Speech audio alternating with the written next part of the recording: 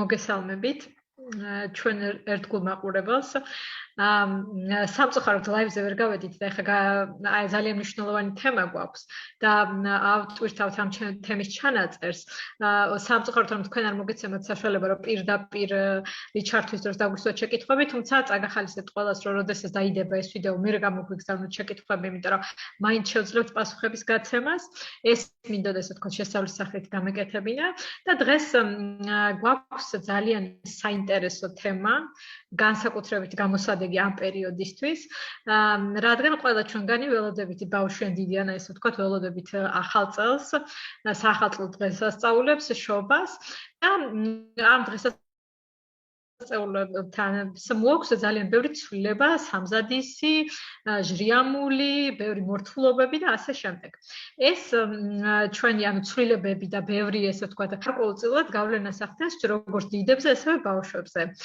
და ხშირად ახალ წლის მერე თამთამეთახმება რომ ხშირად აღმოჩნდათ რომ აი ძალიან გადავიღალე ძალიან ისეთი კარგი იყო მაგრამ დავიღალე და მჭირდება დასვენება ბავშვებისთვისაც ეს საკმაოდ ესეთი სასიამოვნო პერიოდი არის მაგრამ ამასთანავე შეიძლება გარკვეულწილად გადამტვირთავიც იყოს და განსაკუთრებით იმ ბავშვები ყველა ბავშვს ესე ვთქვათ ცვლილებებთან და სიახლეებთან და ამ ბევრ ჟრიამულთან შეგვება ერთნაირად არ შეუძლია ზოგიერთ ბავშვისთვის ეს შეიძლება უფრო მეტად რთული იყოს ამას ჩვენი სპეციალისტები ვეძახით ხოლმე სტიმულაციას ანუ გვაქვს პერიოდი ეს სადღესასწაულო სამზადისი განწყობა მთელი თავისი ტრადიციებით არის ძალიან ბევრი სტიმულაცია ერთდროულად და დღეს ჩვენ ვისაუბრებთ საახალწლო პერიოდში ის ბავშვები განსაკუთრებით ვინც გრძნობიარე არის სტიმულაციის მიმართ როგორ შევამზადოთ ისე რომ არ ქონდეთ თქვათ სირთულეები ამის ნიადაგზე ჩვენი სტუმარი იქნება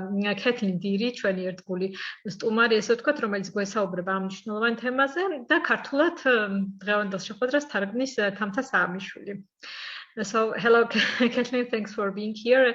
And I did a brief introduction about the new comes with it. So, პირველი შეკითხვა სხვა შორის რაც მექნება უფრო გასაგები რომ იყოს მშობლებისთვის რატომ ვამბობთ რომ ეს არის სტიმულაცია და რას ნიშნავს ეს სტიმულაცია ამაზე ვისაუბროთ So my first question will be like what we mean under stimulation and why we emphasize this topic Absolutely and happy holidays as I'm sure you've already said Many people look forward to this time of year and it's full of excitement and sounds and smells and wonder.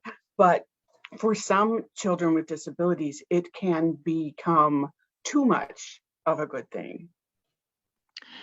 მოგესალმებით პირველად შობა ახალ წელს და როგორც დარწმუნებული ვარ უკვე აღნიშნაო ნინოს მიმართავს ქალბატონი კეთლინია ეს პერიოდი სავსეა იმ სხვადასხვა შეგრძნებებით ამ შეგრძნებებში გულისხმობთ სხვადასხვა სანახაობას დეკორაციებს სუნს უნდაც ანუ ყმოსთან დაკავშირებულ შეგრძნებებს ანუ ზოგადად აქტივობებს რაც საინტერესოა და რასაც დიდი სიხარულით ელის ადამიანებს უმრავლესობა თუმცა ბავშვებისთვის ეს ყველაფერი შეიძლება იყოს გადაჭარბებული რაც პრინციპში ნინამ შესაძლოა ნაწილში უკვე ისაუბრა So overstimulation is also known as and it's this broad term that describes the inability for someone to take in all the information in their environment and make sense of it. It also means stopping some of it, filtering out some of that noise. როდესაც საუბრობთ აი გადაჭარბებულ სტიმულაციაზე, ამას ზოგჯერ უწოდებენ ხოლმე ესეთი სენსორულ გადატვირთვასაც, ან შეგრძნებებით გადატვირთვა, უფრო მარტივად რო ვთქვათ, რაც გულისხმობს ერთი მხრივ იმას, რომ შეიძლება სირთულეს წარმოადგენდეს ამდენი შეგრძნების ერთდროულად აღქმა და მათი გადამუშავება და მეორე მხრივ იგივე ტერმინს ვიყენებთ იმის აღსანიშნავად რომ გარკვეულ შემთხვევებში შეიძლება ბავშვებს ამ შემთხვევაში ახლა ბავშვებზე ვსაუბრობთ უჭირდათ გარკვეული შეგრძნებების გაფილტრვა Sensory processing can be a disability just by itself called sensory processing disorder or it can be part of another disability, such as autism spectrum disorder or ADHD, attention deficit hyperactivity disorder, learning disabilities. There are თავის მხრივ ეს სენსორული, ანუ შეგრძნებებთან დაკავშირებული ინფორმაციის გადამუშავება ცალკე შეიძლება წარმოადგენდეს ცალკე დამოუკიდებელ დარღვევას, თუმცა ხშირად მსგავსი სირთულეები გვხვდება განვითარების სხვა დარღვევებთან ერთად. ანუ არის ხოლმე მათი თანხლები. ასეთია მაგალითად აუტიზმის სპექტრის აშლილობა, ყურადღების დეფიციტისა და ჰიპერაქტივობის სინდრომი, დასწავლის უნარის დარღვევა შეიძლება ახდეს თან და ასე შემდეგ. ესე იგი შეიძლება არსებობდეს როგორც ცალკე დამოუკიდებლად, ასევე იყოს ერთ-ერთი თანხლები სირთულე სხვა განვითარების დარღვევასთან. I think every parent has experienced overstimulation in their child at some point, and probably at multiple points. But it really becomes a problem. It's a matter of degree of how severe this problem is and how frequent that overstimulation occurs. And that's really the difference that describes a typical child to one who has a disability. მე დარწმუნებული ვარ, რომ ხა ჩვენ განვითარების დარღვევებზე ვახსენეთ განვითარების დარღვევები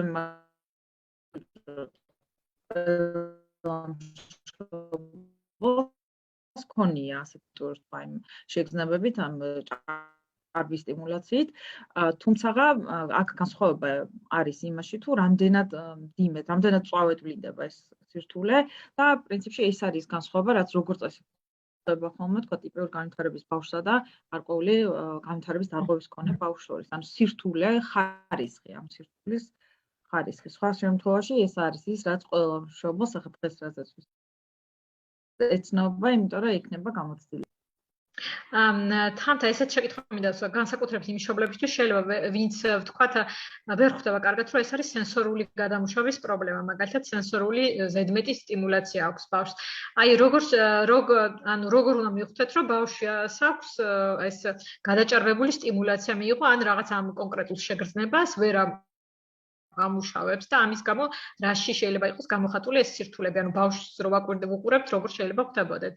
Kathleen, my question would be for some parents maybe stimulation won't be so clear what it means and how it's reflected on child. So how we can when we observe child, what we see when the child is overstimulated. Sure. Let me first just do a quick overview to explain about our senses. Most people think we have 5 senses: our sight, hearing, taste, touch, and smell. But we actually have 8 senses. So there are 3 additional ones that we don't talk about very often.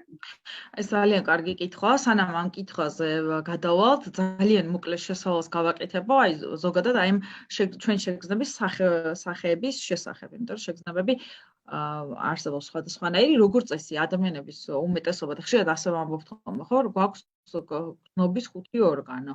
და შეგრძნება, ხო, ანუ ეს არის მხედველობა, ეს არის სმენა, ხება და ყნოსვა. ანუ აი ამ 5 მოვიხსენებთ ხოლმე ყველაზე ხშირად, თუმცა ეს ამ 5-ის გარდა კიდე გვაქვს დამატებით 3, რომლებზეც შედარებით. So one of the other 3 is called proprioception, and that describes our awareness of our body. So if you close your eyes and touch your thumb to each of your fingers, you know which finger you're touching without having to look at it. კი ბატონო, როგორც აღმოჩნდა, ამ 5-ის გარდა კიდევ არის, მაგალითად ერთ-ერთი, ეს არის ეგრეთ წოდებული პროპრიოცეპტული შეგრძნებები, რომლებიც გვაწვდის ინფორმაციას სხეულის მდგომარეობის, მდებარეობის შესახებ. მაგალითად, ესეთ ძალიან მარტივი მაგალითი რო განვიხილოთ, როდესაც თითებით, ვეხებით, ცერათითით, ვეხებით რომელიმე სხვა თითს, თუნდაც ხვალდახოლ მდგომარეობაში, მიუხედავად ჩვენ მხედველობის გარეშეც შეგვიძლია ზუსტად განსაზღვროთ და მივხვდეთ რომელ თითებს ვახებთ ერთმანეთს და ეს არის შესაძლებელი სწორედ იმის გამო, რომ ჩვენ გვაქვს ეს გრძნობიერი უჯრედები თითებშიც, მარტივად რო ვთქვა და მოგვეწოდება ეს ინფორმაცია. ეს არის პროპრიოცეპტული შეგრძნებები. There is also our vestibular system, our vestibular sense, word for saying balance and knowing where we are in space. შემდეგი შეგრძნება უკავშირდება ეს ვესტიბულური იგივე არის, რომელიც გვაწვდის ინფორმაციას სხეულის, ასე ვთქვათ, წონასწორობის შესახებ. If someone's ever had the experience of drinking too much and they become kind of confused or the world seems like it's spinning, that's because their vestibular system is overstimulated. და ნუ ერთ-ერთი მაგალითი ხო თქვა ალკოჰოლის ზემოქმედების ქვეშ ვიცით რომ ეს ალკოჰოლი გავლენას ახდენს ჩვენს წონასწორობაზე და ეს უკავშირდება ზუსტად აი ამ ვესტიბულური აპარატის გადაჭარბებულ სტიმულაციას. So in the case of a child who has a vestibular overstimulation, that's how their world feels when they are in certain environments that trigger it. და ნუ ახლა ბავშვების შემთხვევაში ცხადია ალკოჰოლზე არ ვსაუბრობთ, მაგრამ როდესაც თუ კი ბავშვს აქვს აი ვესტიბულურ აპარატთან დაკავშირებული სირთულეები, ზუსტად ასეთივე შეგრძნებები აქვს გადაჭარბებული სტიმულაციის შემთხვევაში. And the final one is called interoception, and it's just a fancy name, but it helps you understand what's going on inside your body. So someone who has a problem with this sense, interoception, may have a hard time interpreting things that are painful or understanding what's going on related to emotions, like their heart racing really fast. და შემდეგი შეგრძნებების ასე ვთქვათ კატეგორიას უწოდებთ ინტეროცეპტულ შეგრძნებებს, ეს ისე ტერმინია სპეციალური, რომელიც უკავშირდება სხეულის შიგნიდან მომდინარე შეგრძნებების აღქმას და ბავშვებს, რომლებსაც აღენიშნებათ აი ამ ტიპის შეგრძნებებთან დაკავშირებული სირთულეები, შეიძლება უჭირდეთ მაგალითად კივილის აღქმა, ინტერპრეტირება ან ემოციების, ხო, ემოციების ნიშნების, ხო, ემოციების სხეულებრივი გამოვლინებების, მაგალითად გულისცემის მომატების. And I mentioned these other types of overstimulation because children do become overstimulated to these, and they react in often difficult, painful, loud, aggressive ways. And it's because we don't understand what's happening inside their bodies that they appear random to us. კი ბატონო, ან მე ამ ტიპის შეგრძნებებსაც იმიტომ უსვამ ხასო, რომ ეს შეიძლება ალბათ აზრი ეს არის, რთული აღსაქმელი იყოს, ხო, რთული დასანახი იყოს, თქვა, გარშემოყოფებისთვის და არადა ბავშვი რეაგირებს, ნუ უარყოფითად, შეიძლება ჩვენი დაკვირვებით გადაჭარბებულა და შეიძლება ვერც ხვდებოდეთ რა ხდება, ხო, ან რაშია საქმე. აი ერთ მაგალითს ვიტყვი ხშირად ვამბობ ამას, აი გადაჭარბებული მაგალითად როცა ვთქვათ ხედველობით ინფორმაცია, ხედველობით შეგრძნებით მიღებული ინფორმაციის გადამუშავება არის რთული. ჩვენთვის ახლა მაგალითად თუ აი როცა დავდივართ და ვუყურებთ გარემოში, მაგალითად შევედით მოლში პირობითად, ხო და ანუ ჩვეულებრივი სიტუაცია არის. აი მაგრამ ყველას ექნება ცოტა რთულია წარმოსადგენად, როგორ შეიძლება იყოს დამღლელი ეს. მაგრამ არის ზოგჯერ აი მაგალითად ვინც ყოფილა პირობითად ღამის კლუბში და არის სპეციალური განათებები, რასაც იმაჩვენებენ თავენ ხოლმე. აი 1 საათი, 2 საათი და მე ისე იღლები, რომ ვეღარ უძლებ და შეიძლება წამოხვიდე. ხო, აი ეს ამ დროს ეს თქვა ჩვენთვის როცა გადაჭარბებულად არის მოწოდებული ეს ხედველობითი სტიმულაცია, მაშინ შეიძლება მივხვდეთ და შევიდეთ ამ ბავშვების მდგომარეობაში. So I gave one small example about this. For example, when we go to the nightclub, so people with like normal sensory processing, we usually don't have visual processing problems, but if we go to nightclub with special lighting, it's so bothering and tiring that you're ready to get away, and then we can understand these children in those cases. Absolutely, that is a great example. Both the level of music can be very, very loud. Lights are changing. That is exactly the experience that children go through, and they kind of react in a couple ways. I'll give you a couple of warning signs to look for, but understand that when children are reacting, they're not misbehaving. They just simply want to get away from this horrible stimulation. პირველ რიგში ნინოს მაგალითზე ეს ნამდვილად კარგი მაგალითია, იქ თქვათ განათების გარდა უნდა გავითვალისწინოთ რამ შემთხვევაში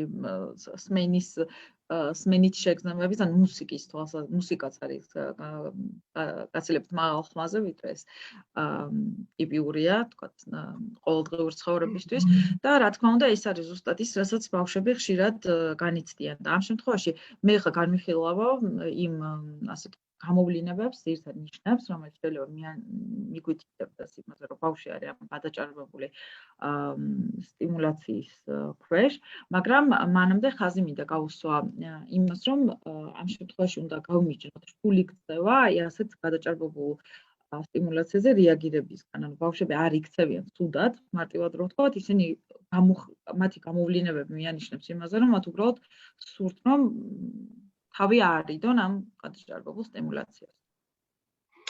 So if a child has already diagnosed with a sensory stimulation related issue, such as autism spectrum disorder, I'm sure you're already aware of this. For other parents, it's really the holiday time that pushes it over the edge. Kids may be able to control their environment, their reactions a little bit most of the time, but there's just so much information coming into their bodies at one time that the holidays become much harder for them. როგორც აღნიშნეთ, ეს სენსორული გადამუშავების სირთულე შეიძლება იყოს თანხლები, სხვა თქვათ, მდგომარეობის და შეიძლება მშობელთა ნაწილისთვის ეს ძალიან კარგად ნაცნობია, ნაწილს შეიძლება სიახლე იყოს და აი განსაკუთრებით აი ხშირად აუტიზმის დროს მაგალითად აუტისტური სპექტრის საშუალება როცა არის ბევრ ბავშვს ახასიათებს და იმ მშობლებისთვის ნაცნობი არის, მაგრამ დანარჩენ მშობლებს ხშირად საახალ სპეციალური საჭიროება განსაკუთრებით თუ არის საახალწლო პერიოდში უფრო შეიგრძნობენ ხოლმე ამ განსაკუთრებით წვავდება საახალწლო პერიოდში, იმიტომ რომ სხვა შემთხვევაში როგორც წესი ბავშვები შეიძლება მაინც ასე თუ ისე თავს ართმევდნენ, მაგრამ საახალწლო პერიოდში რაზეც ძალიან ცალად ვისაუბრებთ შესავალ ნაწილში იმდენად ჭარბია სტიმულაცია, რომ განსაკუთრებით წვავდება ეს პრობლემა და ხალხში საცემი ხდება მშობელთა უმეტესობისთვის. So let me just give you a few warning signs. If a child's behavior is suddenly becoming way more intense and sort of frantic, they're running through the house or they're jumping, or some children will just stand in a room and spin around and around and around really fast. We often associate this when a child's eaten a lot of sugar because that also causes a rush in their body, but it's also because they are being overstimulated. And children do eat a lot of sugar. Sugar this time of year, which does not help. Yeah. Even ანუ როგორც აღნიშნეთ, ახლა განვიხილავთ რამდენიმე გამოვლინებას, ხო, ესეთ გამოფრთხილებელ ნიშნებს, რომელიც შეიძლება ამ გადაჭარბებული სტიმულაციის არსებობაზე მიუთითებდეს. პირველი ეს არის, რა თქმა უნდა, ბავშვის ქცევა. ეს ქცევა შეიძლება გახდეს უფრო მაღალი ინტენსი, უფრო ქაოტური და ესე მოიმატოს ინტენსივობა ჩვეულ ქცევასთან შედარებით. ეს შეიძლება მოიცავდეს იმას, რომ ბავშვი დახტის ხტება ერთი ავეჯის ერთი ავეჯიდან მეორეზე, ან შეიძლება დარბის სახლში ტრიალებს, შეიძლება რაღაც გავდეს ხელს და ასე შემდეგ. ძალიან ხშირად ასეთი ტიპის ქცევები არის ასევე დაკავშირებული შაქრის და ტკბილეულის მიღებასთან და ასე მე გავაკეთე კომენტარი, რომ ესეც ვიცით, რომ ამ პერიოდში ხდება ხშირად უკონტროლო და ვიცით, რომ ეს ორივე ფაქტორად ემატება, ხო, გადაჭარბებული სტიმულაცია და ეს კვებითი კომპონენტი.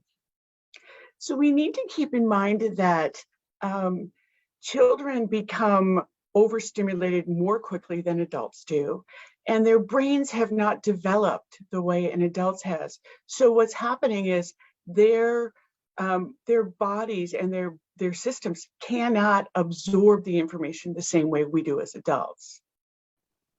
აქვე ხაზი უნდა გავუსვათ იმას, რომ ჩვენ მანამდე აღნიშნეთ, რომ გადაჭარბებული სტიმულაცია ყველას გვეხება, მათ შორის დასრულებსაც, მაგრამ დასრულებთან შედარებით ბავშვებზე, რა თქმა უნდა, უფრო მეტად მოქმედებს და ამას აქვს თავისი ახსნა, ბავშვების თავის ტვინის განვითარება ჯერ კიდევ არ არის დასრულებული და ესე ძალიან მარტივად რო ვთქვათ, მათი თავის ტვინი და სხვა სისტემა არ არის მზად იმისთვის, რომ ამდენი ინფორმაცია გადაამუშავოს. So if you think about how you feel when you eat a lot of sugar, if you've had a lot of really delicious chocolates, and then you go to somebody else's house and they offer you cake, and you don't want to say no because you want to be polite, right? Your heart starts racing a little bit. You feel funny. You're not really sure, a little maybe jittery, shaky, and you just you are overstimulated. So take that feeling and multiply it multiple times for a child. Აქ გვთავაზობს ესეთ მაგალითს, რომ თუ დაკვირვა შეიძლება ისაც დავკვირვები ვართ, ან როგორ მოქმედებს შაქარი ჩვენს ორგანიზმზე და წარმოიდგინეთ, რომ თუ კი მიირთვით რა შოკოლადი, მე ესტუმრად ახოთი წუმრად და იქაც გვთავაზობენ ასე ტკბილეულს, ნამცხვარს, რომელსაც ვერ ამბობთ უარს და მოკლედ ხდება ისე, რომ ან შეიძლება ის მიზანმიმართულადაც იღებთ დიდი რაოდენობით ტკბილეულს და თუ დაკვირვები ხართ, ძალიან ხშირად ამ დროს გვაქვს ეს შეგრძნება მოუსვენრობის, ხო? ანუ ის უნდა გადავამრავლოთ რამდენჯერმე, რომ წარმოვიდგინოთ ის მდგომარეობა, რომელშიც იმყოფება ბავშვი ამ გადაჭარბებული სტიმულაციის შემთხვევაში. Another thing to look for is children who are extremely bothered by loud noises. This may be common for them, or it may be much worse this time of year because people are blasting Christmas music in the streets, people are talking louder and laughing louder. And so your child may be covering their ears and screaming even when it doesn't seem that loud to you. ასევე ნუ აი გადაჭარბებული სტიმულაცია შეიძლება უკავშირდებოდეს სმენით შეგრძნებებს, ხო? ანუ შეიძლება ის ბავშვს აწუხებდეს, თქვა, წლის განმავლობაშიც, მაგრამ ამ პერიოდში ვიცით, რომ უფრო მეტი ხმაურია ჩვენს გარშემო, თუნდაც თქვა მუსიკაა ჩართული, შეიძლება საახალწლო ადამიანებს შეიძლება უფრო შეუღლებების პერიოდია დასვენების და შეიძლება უფრო ხმამაღლა საუბრობდნენ, იცინოდნენ და ბავშვი შეიძლება ყურებს და იფარებდეს ხელს, მაშინაც კი თუ კი მშობლის დაკვირვებით არაფერი ისეთი განსაკუთრებული ხმაური არ არის გარემოში. სტუმრიანობაც არის და ბევრი ხალხი იყრეს ერთად თავს ხშირად და ესეც ზედმეტი ამ ბავშვებისთვის ის არის ხო ხმაურის მომტანი. Like guests in Georgia. Absolutely, absolutely. So, and this is worrying for parents. One of the other things that can happen is that a child responds to overstimulation by becoming aggressive. So they start hitting, kicking, pushing, they might punch a wall. And this kind of behavior is also happening because they are overstimulated. ქცევაზე ვისაუბრეთ ნაწილობრივ, მაგრამ კონკრეტულად რომ ეს ქცევა შეიძლება იყოს ესეთ მოუსვენარი, ქაოტური, მაგრამ გარდა ამისა შეიძლება ეს სტიმულაციაზე რეაგირება შეიძლება იყოს აგრესიული ქცევის სახითაც და ეს აგრესიული ქცევა თავის მხრივ შეიძლება მოიცავდეს დარტყმას, თქო, ფეხის კვრას, ხელის კვრას, შეიძლება ბავშვი ურტყამდეს კედელს და ასე შემდეგ და ესეც არის აი გადაჭარბებული სტიმულაციაზე რეაგირების სახე.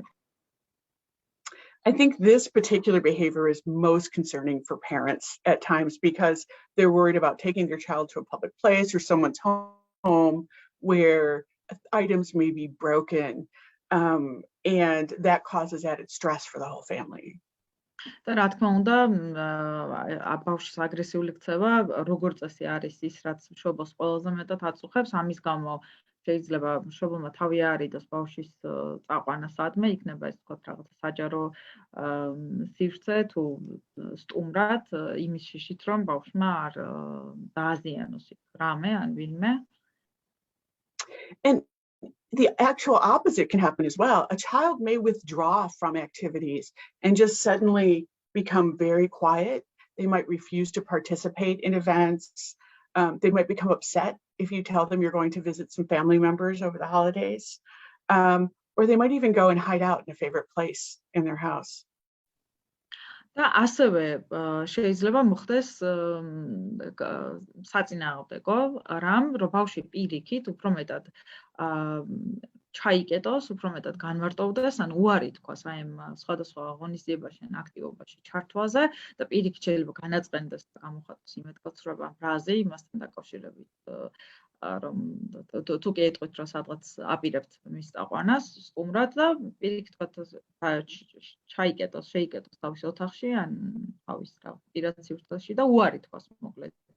თამთა მე მგონი დამეთანხმები უნდა აღნიშნოთ, რომ მსგავს ტიპის ქცევები ხშირად ვაწყდების ტიპიურ განვითარების მქონე ბავშვებთანაც, ხო? ამ დღესასწაულების პერიოდში, როცა სტუმრები მოდიან, ანუ ხშირად აღნიშნავენ მშობლები, რომ განსაკუთრებით იმეს რო დაინახავენ, მაშინ გადაირევიან ხოლმე, როგორც ამბობენ და ალბათ ძალიან ისეთი მნიშვნელოვანი არის, რომ ვიცოდეთ, როგორ უნდა მოიქცეთ, იმიტომ რომ მე მგონი, რაღაცა ყველა მშობელს აქვს მსგავს გამოცდილება მიღებული, ხო? ამ საახალწლო პერიოდში. Kathleen, I wanted to comment that we usually see those kind of behaviors with typical developed kids as well, especially when holidays and when the children see guests. Parents often complain that they see the people and they got crazy. And it will be really interesting. I think recommendations will be useful for most of the families. Absolutely. So let's talk about this kind of in 3 phases. What you can do to prepare in advance, what happens in the middle of a meltdown, and what you can do to plan for the next time. ნამდვილად და ეს რეკომენდაციების ნაწილი რა შეგვიძლია რომ გავაკეთოთ, შეგვიძლია განვიხილოთ 3 ფაზის მიხედვით. ანუ რა შეიძლება გავაკეთოთ წინასწარ, როგორ მოვემზადოთ უშუალოდ ამ პროცესის დროს და მოგვიანებით, ხო? ანუ I'll also give some very sensory specific information after we talk about this. So let's talk about what you can do in advance. If you have a child who tends to become overstimulated, it helps, first of all, to give them as much information as possible ahead of time. Tell them where you're going, make a plan. Maybe you can put a calendar on your refrigerator that helps them know where they're going and how long they'll be gone. დავიწყოთ წინასწარი მომზადებით, ანუ თუ კი იცით, უკვე თქვენთვის ცნობილია, რომ ბავშვი არის აქვს ეს მიდრეკილება, რომ უარყოფითად იმოქმედოს მას ამ გადაჭარბებულმა სტიმულაციამ, რა თქმა უნდა, მნიშვნელოვანია მის წინასწარ მომზადება. შეგიძლიათ გამოიყენოთ კალენდარიც, მაგალითად, რომელზეც დაიტანთ თქვენი ოჯახის გეგმებს, რომ ბავშვმა წინასწარ იცოდეს, მაგალითად, თუ სადმე აპირებს წასვლას, როდის აპირებს და ასე შემდეგ. A couple of very easy things you can do is if your child is overstimulated by sound, find some big headphones, the over-the-ear kind, not the in, because those can bother them, but big headphones that they can wear when they're out in public. And the idea here is not to block off all of the sound. They're not noise canceling, but to just make the sound softer for them. ასევე თუ კი ბავშვი იცით, რომ ბავშვს მოქმედებს უარყოფითად აი ეს სმენითი შეგრძნებები, ხმაური, შეგიძლიათ გამოიყენოთ ყურსასმენები და ეს ყურსასმენები ვიცით, რომ არის 2 ტიპის, ერთი რომელიც უშუალოდ ყურში თავსდება და მეორე რომელიც გარედან კეთდება. Kathleen გუშჩევს, რომ ეს გარედან რომელიც კეთდება, ეს არის უფრო რეკომენდებული, რომელიც ეს ყურსასმენები არ დაბლოკავს ყველაფერს, მაგრამ ცოტა შეარბილებს აი ხმაურს. მათი გამოყენება სასურველია ესეთ ხმაურიან ადგილას საჯარო სივრცეში და არის პრევენცია, ხო? ან პრევენციული საშუალება. If your child tends to be stimulated by bright lights and flashing lights and all of the neon colors that you see on the streets that are decorated, you might get them some big sunglasses. And I mean cheap sunglasses that don't work really well for the sun, but help to filter out some of that light. მსგავსი მოწყობილობა მხედველობისთვის ეს იქნება, სათვალე, არ არის აუცილებელი იყოს ვირადღირებული, ეს შეიძლება იყოს პირიქით რაღაც იაფასიანი სათვალე, რომელიც მზის სხივებისგან შეიძლება ზისხივებს ისე ვერ ფილტრავს, მაგრამ დაიხმარება ბავშვს, აი ამ ვიცით რა ხომ უმეტეს არის ძალიან მორთული ქალაქი, ყოველ შემთხვევაში ჩვენ ქალაქზე ვსაუბრობთ და აი ეს გადაჭარბებული ასე სინათლე, ეს დეკორაციები შეიძლება როგორც შესავანაზელში აღნიშნეთ, იყოს ჭარბი სტიმულაცია. აი ამას გაფილტრავს ამ ტიპის სათვალეები. განსაკუთრებით, ანუ ისეთ შემთხვევაში, როცა ვიცით, ხო, რომ არის მხედველობითი სტიმულაციის მხედველობითი ინფორმაციის გადამუშავება უჭირს ბავშვს და აქვს მხედველობითი სტიმულებზე სირთულე, ესე ვთქვათ. Okay. And it doesn't matter if your child looks silly. Who cares? Even if it's evening and they need to put sunglasses on, let them, because their needs are more important in that moment.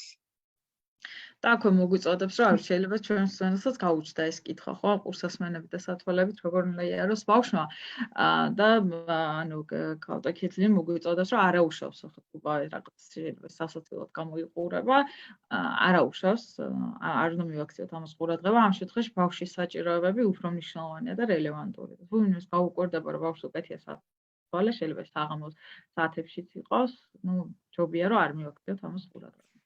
შენობაში მაგალითად ხო შეიძლება ძალიან გამოსადეგი იყოს ამ პერიოდში. როცა ყველაფერი განათებული არის, ესე ვთქვათ, და მორთული. Especially in the building, for example, children may look like. Yeah. And if you are in Tbilisi, if you're in that area, you will see several children. I've worked with kids there who do walk around town with both headphones and glasses on. And I've asked them if it makes them feel better. And their response is interesting. This has happened to 2 children in more recent time. They've both said it's not better. They feel safer when they have these things that they can control. And so I think having an element of control is also important for them. ქალბატონ კეთლინი ასევე მუშაობს ინდივიდუალურად ბავშვებთან და რამდენიმე იმ ბავშვის მაგალითი მოიყვანა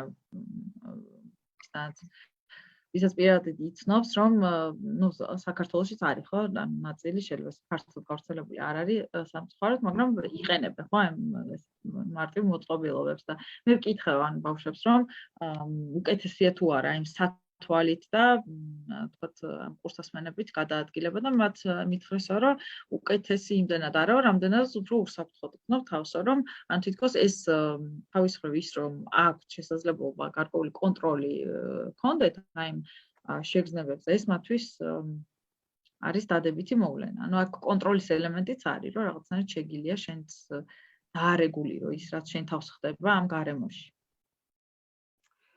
You also might give your child something to put in their pocket, like a smooth stone, or if they prefer, like a small little textured ball, sort of the kind of little rubber ball, something that would fit small, and just have them roll it in their fingers or rub their thumb on it and focus on that one sensation, because that helps them to block out the other sensations. ასევე კიდევ ერთი ესეთი სტრატეგია, მეთოდი, რაც შეგიძლიათ გამოიყენოთ, არის ის, რომ ბავშვს მისცეთ რაიმე შეიძლება იყოს გარკვეული ტექსტურის მქონე, ვთქვათ, ბურთი, ესეთი, მე მგონი კაუჩუკის ბურთები არის მრავლად, შეიძლება მათი ძალიან იაფად შეძენა, ან შეიძლება იყოს თქვა, ჩვეულებრივი ლუვი, რომელიც, ну, მთავარი არის, რომ იყოს მცირე ზომის და მარტივად მოთავსდეს ჯიბეში და ბავშვს მოუწოდოთ, რომ აი მას შეახოს ხელი. ეხლა ეს რატომ? იმიტომ რომ ჩვენ შესავალ ნაწილში აღნიშნეთ გაფილტრად, რომ სენსორული ინფორმაციის გადამუშავება მოითხოვს გაფილტრასაც, ხო, ხშირად და ანუ ამ შეხების შეგრძნებაზე ფოკუსირება შეიძლება დაეხმაროს მათ, რომ აი ამაზე მოახდინოთ მხოლოდ კონცენტრაცია და აი გარშემო არსებობს სხვა სტიმულაციებიდან ყურადღება გადაიტანოთ და ამ მხრივ შეიძლება იყოს დამხმარე. So let's talk a little bit about what happens when you're in the middle of a meltdown. And you know, you've done everything you can to plan in advance, and still there's going to be sensory overstimulation. როგორც აღნიშნე, ჩვენი რეკომენდაციების ნაწილი ქალბატონმა კეთრინმა დაყო ფაზებად, ან ვისაუბრეთ იმაზე, რა შეიძლება წინასწარ გავაკეთოთ, როგორც პრევენცია, ამას გადაჭარბებული სტიმულაციასთან გამკლავების, მაგრამ როგორ მოვიქცეთ, უკვე მივხედავთ ამ ყველაფრისა, მაინც გვაქვს ეს რასაც უწოდებთ ხოლმე ზოგჯერ ემოციური აფეთქება, აი ამის ნიადაგზე, რას ვაკეთებ ამ So the first thing I would say, the first step is to calm yourself down, because if you get upset, it's only going to cause your child's emotions to escalate. So take a deep breath and try your best not to show your frustration at the situation. ჩემ პირველი რჩევა და რეკომენდაცია არის ის, რომ პირველ რიგში ეცადეთ, რომ თქვენ თავად დამშვიდეთ. იმიტომ რომ თუ კი თქვენ აღელდებით, როგორც წესი ეს მშობლის აღელვება იწვევს ბავშვის ემოციების უფრო გამწვავებას, ესკალირებას. ამიტომ მოგიწოდებთ, რომ ღრმა ჩაის უმხატო და სცადოთ მაქსიმალურად, რომ ეს თქვენი ფრუსტრაცია, იმედგაცრუება იმ ბავშვის ქცევის გამო არ გამოავლინოთ. So if you can, look around the environment and see what might be causing this problem. If your child's in full meltdown mode, they aren't going to be able to tell you what's going on. They're not in the thinking part of their brain. But maybe you can look and identify that problem.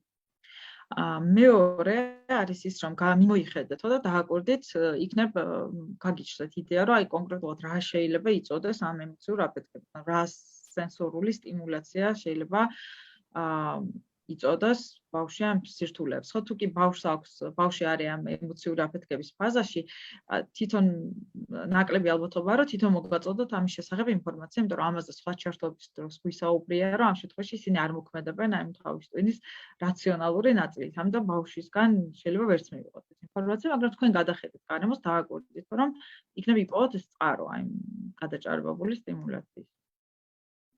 So if there's something you can do to lower some lights or music, or maybe they're sweating and uncomfortably hot, so you take their hat off for a few minutes if you're outdoors and let them calm down. If you can do that, great.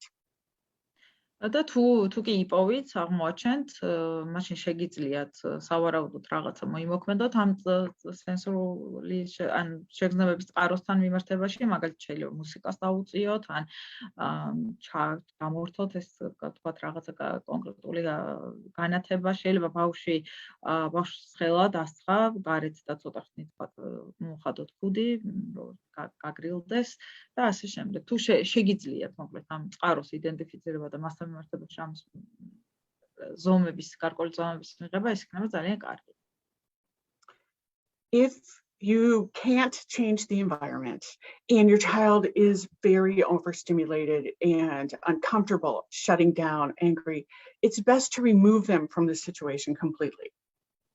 კი ბატონო, და რა თქმა უნდა, ალბათ იქნება ეს სიტუაციები, როცა ჩვენ არ შეგვიძლია გარემოზე ზემოქმედების მოხდენა, მაგრამ ბავშვი თუ კი ვატყობთ, რომ არის ამ გადაჭარბებული ავლენს იმ რეაქციებს, რომლებსაც ვისაუბრეთ და რომლებიც შეიძლება მივიჩნიოთ ამ გადაჭარბებულ სტიმულაციაზე რეაგირებად, ასე შემთხვევაში გამოსავალი არის თვითონ ბავშვის განრიდება ამ კონკრეტული გარემოდან. Depending on the situation and your individual child, you may only need to take a quick break for them to kind of calm down and reset themselves, and then you can go back. So if you're visiting somebody's house, you might be able to go outside and just do a walk around for 5 or 10 minutes and then come back inside. რა თქმა უნდა, ეს შემთხვევები არის ინდივიდუალური, თუმცა ხშირად მცირე ხნიანი ეს პატარა შესვენება არის ხოლმე საკმარისი, შეიძლება თქვა ბავშვს შესთავაზოთ, თუ კი სტუმრად იმყოფებით, შეიძლება შესთავაზოთ გარეთ გასვლა, ცოტა ხანი გასეირნება, რამდენიმე წუთით და მერე ისევ დაბრუნება იმავე გარემოში. If you're outside or at some big event, if you have a car, you might even sit in that for a few minutes just to have that feeling of closed space. შეიძლება თუ გარეთ ხართ, შეიძლება თქვა მანქანით ხართ, მანქანაში დასხდეთ რამდენიმე წუთით. Try in that moment to talk in soothing tones to your child, but don't focus on their behavior. Don't talk about that. Talk about something else. Just talk in a way that helps them let go of that stress. By focusing on it, you're actually increasing their stress a bit. და ამასთან დაკავშირებით კიდე გვაძლევს ერთ რჩევას, რომ უნდა ვეცადოთ, რომ ბავშვის ქცევაზე კი არ გავაკეთოთ აქცენტი, რომ რა გააკეთა და როგორ მოიქცა და როგორ თუდად მოიქცა. ვეცადოთ, რომ შედარებით ისე დამამშვიდებელი, წყნარი ტონით ვესაუბროთ და რაიმე სხვაზე, რაიმე სასიამოვნოზე, დადებითზე და არა იმაზე, რომ რაღაცა ცუდი ჩაიდინა, იმიტომ რომ ამით ხოლმე გავაუარესებთ საქმეს. If your child's overstimulated and you can't leave the environment, maybe you have several children and one is doing a performance while another one is having a breakdown, there are a few things you can try to help your child get through it, just to survive enough to get through. კი ბატონო, ჩვენ ვისაუბრეთ ესე იგი ერთ შემთხვევაში იმაზე, რომ გარემო უნდა შევცვალოთ, მეორე ის რომ ბავშვი უნდა გამოვიყვანოთ გარემოდან, მაგრამ არის კიდე მესამე სცენარი, როცა არ შეგვიძლია არც ერთის გაკეთება, ხო, ვერც გარემოსვლით და შეიძლება ვთქვათ, ვიმყოფებით ერთზე მეტი შვილი ყავს და ვიმყოფებით რაღაც ღონისძიებაზე, ერთი ბავშვი გამოდის მაგალითად სცენაზე და მეორეს ვატყობთ, რომ არის ჭარბის სტიმულაციის ქვეშ, მაგრამ მას ვერ ფიზიკურად ვერ მოვაშორებთ, ვერ განვარიდებთ აი ამ გარემოდან იმ მომენტში. ახლა ქალბატონი ქეთლინი შემოგთავაზებს რეკომენდაციას ამ სცენარისთვის, ამ სიტუაციისთვის. And this is going to depend quite a bit on your individual child and their triggers and their developmental level, so their ability to understand how to take care of themselves. ეს რა თქმა უნდა დამოკიდებული იქნება ბავშვის ინდივიდუალურ მახასიათებელზე, მის თქვათ განვითარების დონეზე და კონკრეტულ ტრიგერებზე. So the first thing I always tell parents is to teach your child deep breathing. And I know I talk about this a lot, but it's so important and it has a direct physical effect on our bodies. So as soon as the child is starting to melt down, I physically do this to them. So they know to start slowing down their breathing. პირველი რეკომენდაცია, რასაც ყოველთვის ვაძლევ მშობლებსო, არის ის, რომ ასწავლეთ ბავშვებს ღრმა სუნთქვის ტექნიკა. ამაზე სხვა ჩართვების ფარგლებშიც გვისაუბრია. ახლაც აღნიშნავს ქალბატონი ქეთლინი, ვიცი რომ ამაზე ძალიან ხშირად საუბრობ, მაგრამ ეს მართლაც უმნიშვნელოვანესი რეკომენდაცია და სტრატეგია, იმიტომ რომ ფიზიოლოგიურად აქვს რეალური გავლენა ორგანიზმზე და მე ეხლა არწმუნებული არის თქვენ დაინახეთ ხო ეკრანზე რომ მე ასე ვაჩვენებ ხო ან მინიშნებ ბავშვს როცა ვასწავლეთ მე შეიძლება მივანიშნოთ რომ დაიწყე ესე სუნთქვა ღრმა სუნთქვა მუცლი სუნთქვა. So even before you go out somewhere you can practice with your child breathing in for a count of 3, breathing out for a count of 3 and do it 5 times. And that's usually enough to help the whole system calm down a bit. და როგორც აღნიშნეთ, ესეც, გარკვეული უნარია, რომელიც შეიძლება ვასწავლოთ ბავშვს, გამოუმუშაოთ, აი ამ გარემოში წასვლამდე, შეიძლება რომ ვავარჯიშოთ ბავშვს, ეს ძალიან მარტივად, რომ 3 თვალზე ჩაისუნთქოს და მე 3 თვალზე ამოისუნთქოს, ამის გაკეთება შეიძლება მაგალითად 5 ჯერ და ხშირ შემთხვევაში ეს შეიძლება იყოს sakmarisi. For children who are overstimulated in their vestibular system, their sense of balance, I often recommend that they try lying flat on the ground. Now, I don't recommend this in a public place, but if you're visiting relatives, have them go to another space or corner of the room and lie flat on their backs for a moment because it helps their body stay calm for a moment. ჩვენ ვისაუბრეთ ამ სხვადასხვა შეგრძნებებზე და აღნიშნეთ, რომ ერთ-ერთი იყო ვესტიბულარული, ანუ წონასწორობასთან დაკავშირებული წონასწორობის შეგრძნებები.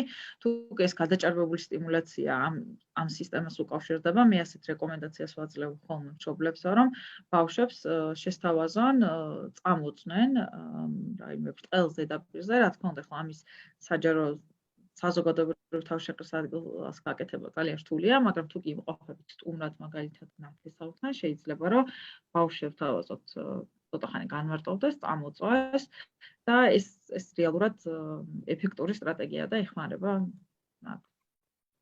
Another thing you can try, and this works especially better with slightly older children, is something called muscle resistance.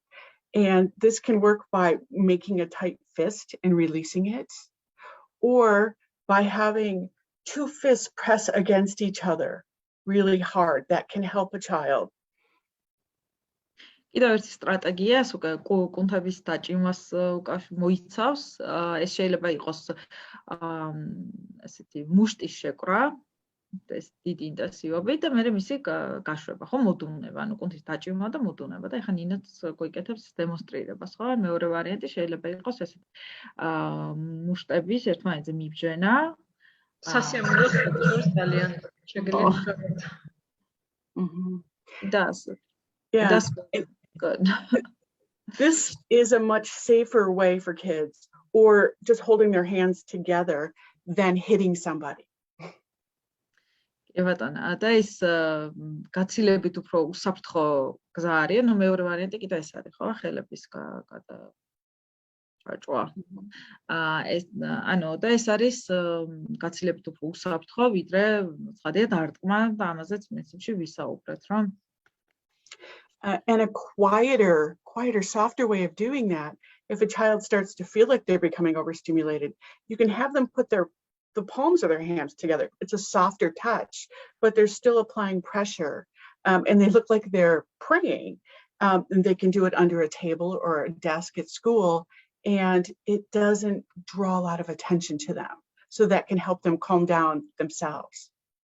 კიდევ ერთი ვერსია აი ამ მოძრაობის, ეს არის ხელის გულების ერთმანეთზე მიდება, ესე როგორც ლოცვის დროს შეიძლება იყენოს თქვა ბევრი ადამიანი.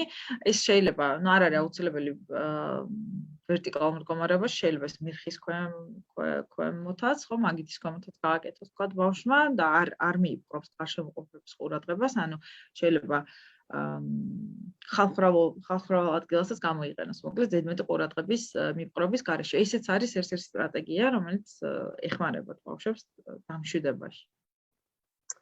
Another thing, and this is an easy trick for parents, I think, is to give your child a piece of gum. And of course, you want to be sure they're not going to choke on it, but chewing gum also causes a form of muscle resistance in their mouth. It also adds a couple of benefits. If there's a minty flavor, that can help with the stimulation and reduce other ones. And it builds more saliva. The mouth becomes more wet, and that allows them to actually kind of get more oxygen in their body.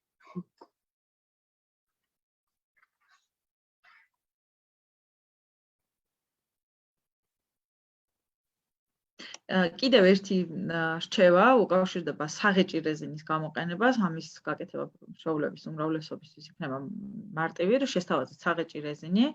ბავშვს, რა თქმა უნდა ვიცოდეთ და დარწმუნებულები ვიყოთ, რომ თქვა ბავშვს არ გადასწრება ეს, არ აქვს ამხრივ სირთულეები. ეს საღეჭი რეზინიც მოიცავს ყბის კუნთების მუშაობას, მოქმედებას, ეს შეიძლება დამამშვიდებლად მოქმედებდეს. გარდა ამისა, ის უწყობს ხელს ნირწყვის გამოყოფას და გემოც შეიძლება პიტნის გემოც, ხო, შეიძლება ეს კონკრეტული საღეჭი რეზინი, ხო, შეიძლება დამატებითი შეგრძნებების გამომწვევი იყოს და ეს ღეჭვა, ნერწყვის გამოყოფა და თავის ტვინისთვის მეტი ჟანგბადის მიწოდება შეიძლება უზრუნველყოფდეს. So let's talk about a couple of specific things.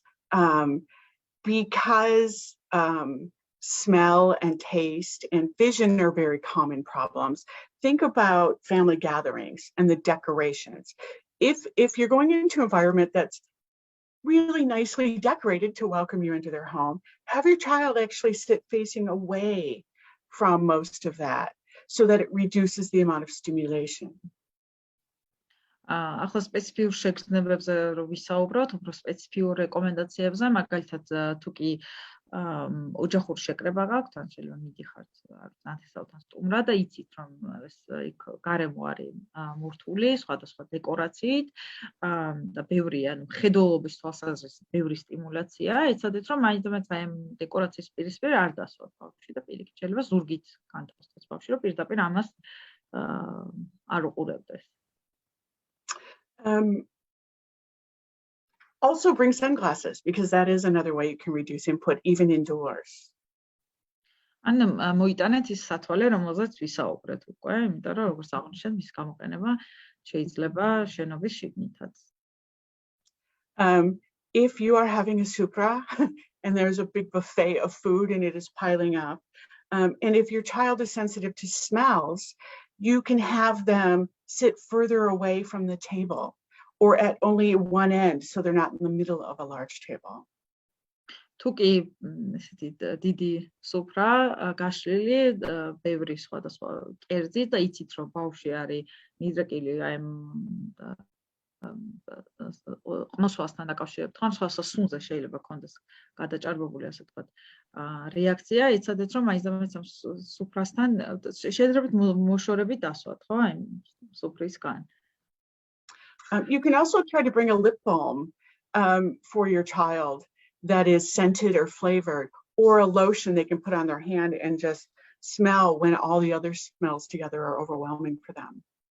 კიდევ ერთი სტრატეგია ამ მხრივ ან ყნოსვასთან დაკავშირებით შეიძლება იყოს ეგრეთ წოდებული ტუჩის დამარბილებელი საცხი, ასე ქვია ალბათ, რომელსაც არა ჰიგიენური პომადა, ხო? მეგონი ასე უფრო სწორია, რო ვთქვათ. ან შეიძლება ეს ხელის კრემი, რომელიც შეიძლება წაუსვათ ბავშვს და ეს კონკრეტული სუნი, რომელიც ალბათ იქნება მისთვის მისაღები, ხო, ესეც ბევრნაირია, დაეხმარება დაბლოკოს ის აი ამაზე მოახდინოს კონცენტრირება და თქვათ გარემოში არსებული სხვა სუნებიდან ყურადღება გადმოიტანოს მასზე. ეს ტუჩის პომადაც უნდა იყოს, ასე ვთქვათ, სუნიანი, ხო, რომ მუდმივად ქონდეს ეს სუნის შეგრძნება მისთვის საყვარელი. They make really nice flavored ones that are pleasing to children these days.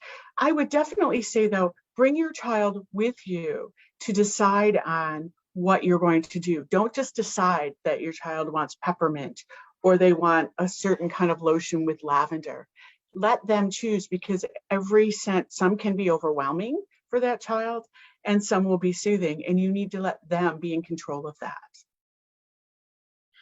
რა თქმა უნდა, ეს როგორც ნინომ აღნიშნა, ხო, ეს სუნი უნდა კონდეს, თუმცა ეს სხვადასხვა ვიცით ახლა ყველამ, რომ ბევრნაირია ეს პროდუქცია, იგივე ხელის კრემი, ტუჩის ჰიგიენური პომადებიც არის სხვადასხვა სუნი და ეცადეთ, რომ ანუ თქვენ ან ბავშვიც თან გახდეთ და ერთად შეარჩიეთ ეს სასურველი სუნი. თქვენ მაინც გადაწყობთ, ეს უნდა იყოს ლავანდას სურნელით, ხო? ან შეარჩევინეთ თავად ბავშვს მისი სასურველი სუნი და ის შეგიძლიათ მერე გამოიყენოთ ეს სიტუაციებში. The last thing I would say about that part of it is about, taste sensitivities, is that if your child is very particular about foods, don't use the holidays to force them to try new things. If you're really not sure what somebody is serving at a meal, bring something that you know your child will eat. And don't let other people force food on the child or tell you that you are coddling them. This isn't the time for parenting advice. This is a time for survival.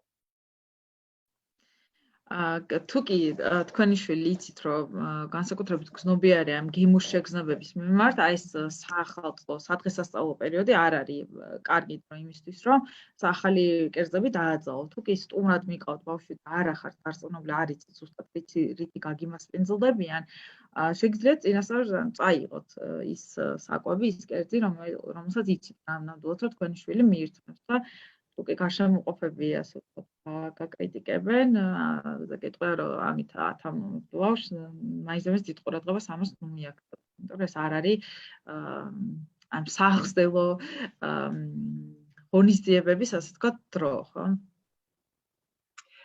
Some children are also very sensitive to touch. They don't like to be touched, particularly by strangers. Some children don't like to be touched lightly.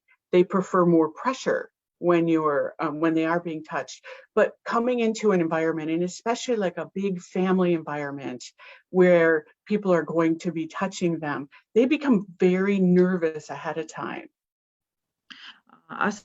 გრძნობელობა, გადაჭარბებული გრძნობიარობა, ასე რომ ვთქვათ, შეიძლება უკავშირდებოდეს შეხების შეგრძნებასაც. ბავშვების ნაწილს არ სიამოვნებს, მარტივად რომ ვთქვათ, შეხება, როცა განსაკუთრებით მათთვის უცნობი, ან ნაკლებად კარგად ნაცნობი ადამიანები ეხებიან, ან შეიძლება პირიქით უპირატესობას ანიჭებდნენ აი ფაქის შეგრძნებებზე მეტად უფრო ინტენსიურ შეგრძნებებს, უფრო მეტი თქვათ დაწოლით და აი ესეთ როდესაც ასეთი ბავშვები ხვდებიან ისეთ გარემოში, სადაც ხვდებათ ხალხმრავლობა, შეიძლება ეს მათ ემოციურ მდგომარეობაზე აისახოს უარყოფით. So if your child's anxious ahead of time and you know they become overstimulated, make a plan with them. So I often suggest that you have a child sit like at a meal between two adults, two parents if you can, two close older sibling. And I tell kids, it's time to make a sandwich. And they are the inside of the sandwich. And they'll often come, if they're feeling overstimulated, and just say, I need some sandwich time. And that's a clue that you need to physically protect them. და ასეთ სიტუაციებში შეიძლება ბავშვი თქვა წინასწარაც ღელავდეს, ანუ განიხიელთო მათთან ეს საკითხი, ან შეიძლება უკვე იმ სიტუაციაში ესეთი რამ გააკეთოთ, რომ ბავშვი თქვა მაგიდასთან დასვათ ორ მოზრდილს შორის, ანუ ორ შეიძლება უფროს დედმამიშვილს შორის და მე ამისთვის ვიყენებ ესეთი სენდვიჩის მეტაფორას, იმიტომ რომ სენდვიჩი ვიცით რა არის, ორი პური და შიგნი არის კიდევ ერთი ფენა და ბავშვი არის შუაში, ხო, ესე გამოდის და ბავშვები ამას სწავლობენ და ზოგჯერ თვითონაც ითხოვენ, რომ ეხლა სენდვიჩის დროა, ხო, ანუ სენდვიჩის გაკეთება მინდა, რაც გულისხმობს იმას, რომ ჭირდებათ რაღაც გარკვეული საზღვრები. Another thing is if kids don't like being hugged, we're in a COVID time, so maybe hugging isn't the best plan, but sometimes relatives will just do it automatically. They want to hug and kiss you. If your child has problems with that, it helps if you tell others in advance and make a plan. Maybe they can do a fist bump or a high five or an elbow or something to acknowledge people without making themselves uncomfortable. ასევე ვიცით, რომ ბავშვების გარკვეულ კატეგორიას არ სიამოვნებს ჩახუტება, ისედაც ამ COVID პანდემიის დროს ჩახუტება არ არის მაინც და მაინც რეკომენდებული ქცევა, მაგრამ რეალობა ზოგჯერ სხვანაირია და ვიცით, რომ შეიძლება ნათესავების ახლობლების ნაწილი ამას ავტომატურად აკეთებდეს, მიუხედავად ამ თქვათ რაღაც შეზღუდვებისა. ასეთ შემთხვევაში ძალიან კარგი იქნება, რომ თქვათ ისინიც გავაფრთხილოთ წინასწარ ამის შესახებ და ბავშვებს ვასწავლოთ ალტერნატიული ფორმები. ეს შეიძლება იყოს ესეთი ჩვენც ვიყენებთ მეგონი ყველანი უკვე ხო მისალმებისთვის ასეთი ხელების შეხება, ან ეს შეიძლება იყოს იდაყვის შეხება, ან უბრალოდ ხელის დაქნება. ეს არის ფორმა, რაღაც ალტერნატიული ფორმა მისალმების, ისე რომ არც ბავშვმა იქნას თავი არაკომფორტულად და თან კონტაქტით შედგეს გაშემოყოფებთან. მე მგონი ძალიან ბევრი სასარგებლო რეკომენდაცია მოვისმინეთ თუ მშობლები განსაკუთრებით მოიცვლით უпростоრად წინა სახალხო პერიოდია და ბევრი სამზადის მოითხოვს და დროს უყურებთ უფრო მომზადებულები იქნებით, ესე ვთქვათ, დღესასწაულებთან დაკავშირებული საკითხებისთვის. I think we heard a lot of interesting recommendations, Kathleen, from you. So if parents will find time to listen to this video, they will find a lot of useful information and will be more prepared. So before we wrap up, do you have any additional recommendations or advices for parents?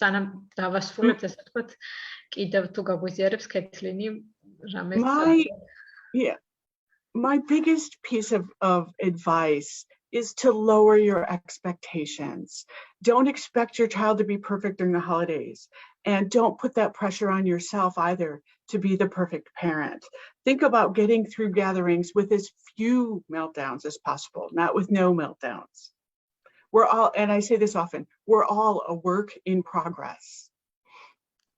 ჩემი ყველაზე მთავარი რჩევა და რეკომენდაცია არის ისე, რომ ცოტა დაწიოთ თქვენი მოლოდინები, როგორც ბავშვთან, ისე საკუთარ თავთან მიმართებაშიო და რას გულისხმობს. ანუ ნუ გექნებათ ეცადეთ რა არ გქონდეთ იმის მოლოდინი, რომ ბავშვი იდეალურად მოიქცევა ამ დღესასწაულო პერიოდში, ან ის რომ თქვენ იქნებით იდეალური მშობელი.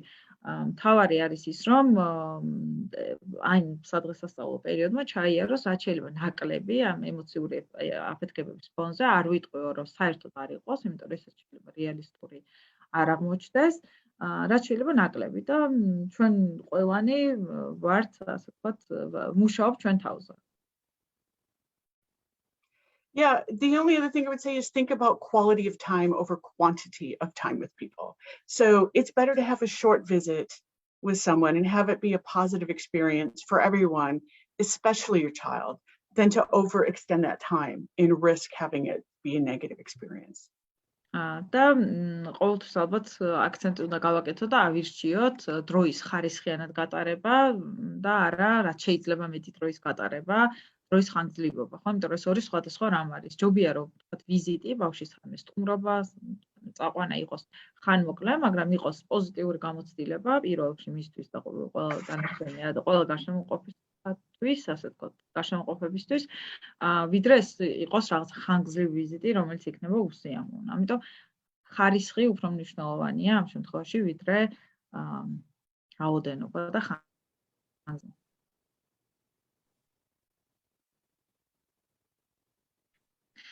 აქვე ნინო ვიტყვი, რომ ჩვენ გამოვაქვეყნებთ ამ ინფორმაციას კიდევ ესეთი ბეჭდური პატარა სტატიების სახით, რომელიც იწერება ქვეყნება მშობლის კირზე. და იქაც შეუძლიათ მშობლებს გაიცნონ დამატებით რეკომენდაციებს. კი ბატონო. ძალიან დიდი მადლობა მინდა გადავხადო კეთლის ესეთ საინტერესო დროული ვიდეოსთვის და ძალიან ბევრი საინტერესო გამოსადეგი რეკომენდაცია მოვისმინეთ და თუ გამოვიყენებთ, ყველა დავინახავთ ამის ეფექტს დარწმუნებული ვართ მაგაში. Thank you, Kathleen, for so many productive recommendations. And if we use it, we are sure that we will see the benefits of those recommendations. I hope so. Yeah. And in the meantime, relax, enjoy, and have a great holiday. You too. Thanks, Kathleen. გვილოცავს ყველას კეთლინი. საუკეთესო სურვილებით, მეც გილოცავთ ყველას. ყველა ჩვენს მსმენელს. ამდენ შობახალ წელს. ყველას ბედნიერ შობახალ წელს გისურვებთ. ნახვამდის. ნახვამდის. Nahwamdis.